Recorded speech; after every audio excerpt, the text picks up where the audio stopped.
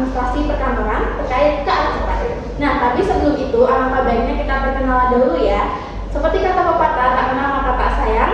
Kalau mau disayang ya kenalan dulu. Perkenalkan, nama saya Sri Murni dengan NIM K7524080 dari Program Studi Pendidikan Administrasi Perkantoran Universitas 11 Maret Surakarta. Nah, langsung aja kita ke terkait tentang kearsipan. Nah, pasti teman-teman bertanya nih tentang apa sih itu kearsipan, gunanya itu apa. Nah, langsung aja kita lanjut. Next. Nah, yang pertama yaitu pengertian kearsipan. Kearsipan sendiri merupakan salah satu jenis pekerjaan tata usaha yang banyak dilakukan oleh badan-badan pemerintahan maupun badan swasta. Nah, kearsipan menyangkut pekerjaan yang berhubungan dengan penyimpanan berkas-berkas, surat-surat, dan dokumen-dokumen kantor lainnya.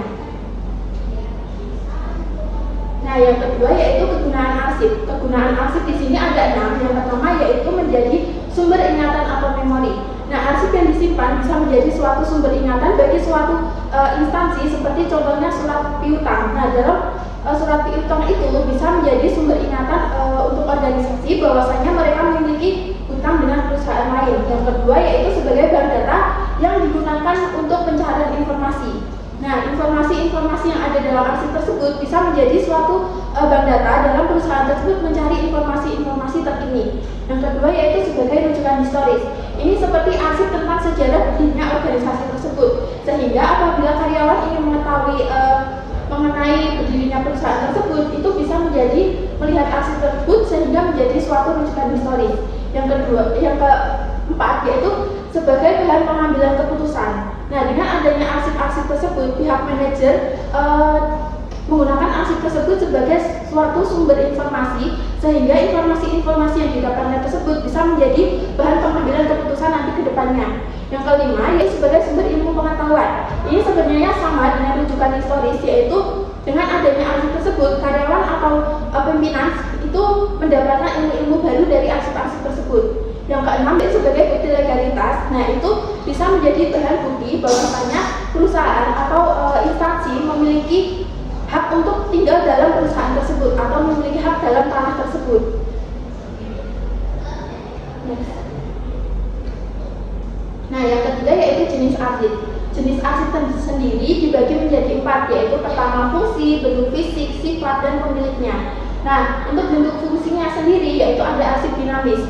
Arsip dinamis merupakan arsip yang digunakan atau dalam penyelenggaraannya itu digunakan secara terus-menerus. Nah, dalam arsip dinamis ini dibagi menjadi 3, yaitu aktif, semi aktif, dan inaktif. Aktif artinya yaitu arsip masih digunakan, sedangkan semi aktif masih digunakan tapi hanya kadang-kadang, sedangkan inaktif arsip berarti sudah tidak dapat digunakan kembali. Yang kedua yaitu bentuk fisiknya. Yang pertama ada bentuk lembaran, itu biasanya berbentuk seperti hard file, yaitu kita dapat menyentuhnya secara langsung seperti surat-surat maupun proposal. Yang kedua yaitu bentuk non lembaran, itu seperti bentuk soft file, yaitu surat-surat yang dikirimkan melalui email maupun drive. Yang ketiga yaitu jenis arsip berdasarkan sifatnya. Nah, sifat arsip sendiri ada yang tidak penting, biasa, penting, sangat penting, dan rahasia. Yang keempat yaitu tergantung kepemilikannya. Pemiliknya bisa dari pemerintah maupun badan-badan swasta lainnya. Nah, yang keempat yaitu peralatan dan perlengkapan kearsipan. Nah, di sini ada 6. Yang pertama yaitu map, yang kedua folder, yang ketiga lemari arsip, yang keempat filing kabinet, yang kelima yaitu box file, dan keenam rotary. Nah, kegunaannya ini sama, hampir semuanya sama, yaitu untuk menyimpan arsip dari kerusakan-kerusakan di luar, kerusakan-kerusakan yang dapat ditimbulkan. Nah, yang kelima yaitu sistem penyimpanan arsip. Sistem penyimpanan arsip dibagi menjadi 5, yaitu yang pertama sistem abjad. Ini disesuaikan dengan abjad surat tersebut yang sudah diindeks, seperti Murni Jaya menjadi Jaya Murni, berarti arsip tersebut disimpan dalam abjad huruf J. Nah, yang kedua yaitu sistem masalah atau perihal. Nah, ini disesuaikan dengan perihal-perihal atau pokok masalah yang ada dalam surat tersebut. Seperti surat piutang, berarti surat tersebut disimpan dalam folder piutang.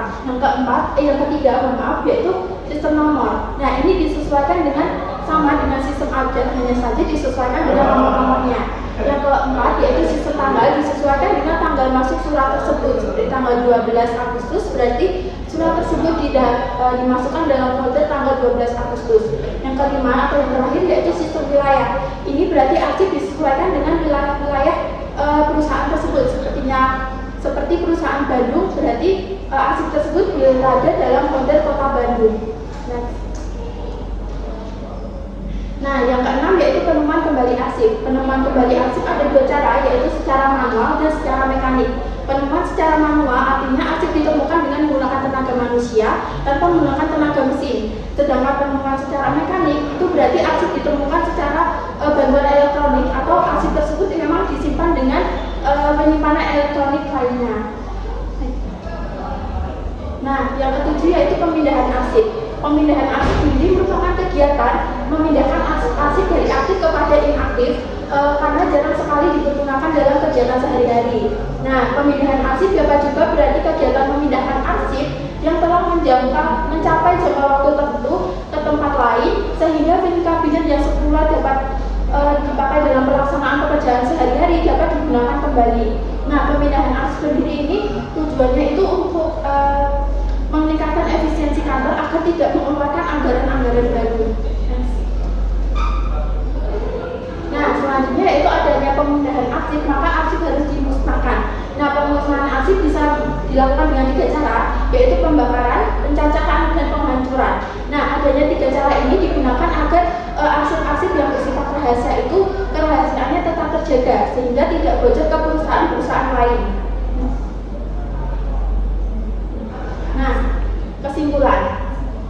Nah, arsip adalah rekaman kegiatan atau peristiwa dalam berbagai bentuk media sesuai dengan perkembangan teknologi, informasi, dan komunikasi yang dibuat dan diterima oleh lembaga negara, pemerintah daerah, lembaga pendidik, perusahaan, organisasi politik, organisasi kemasyarakatan, dan perseorangan dalam pelaksanaan kehidupan bermasyarakat, bernegara, dan berbangsa.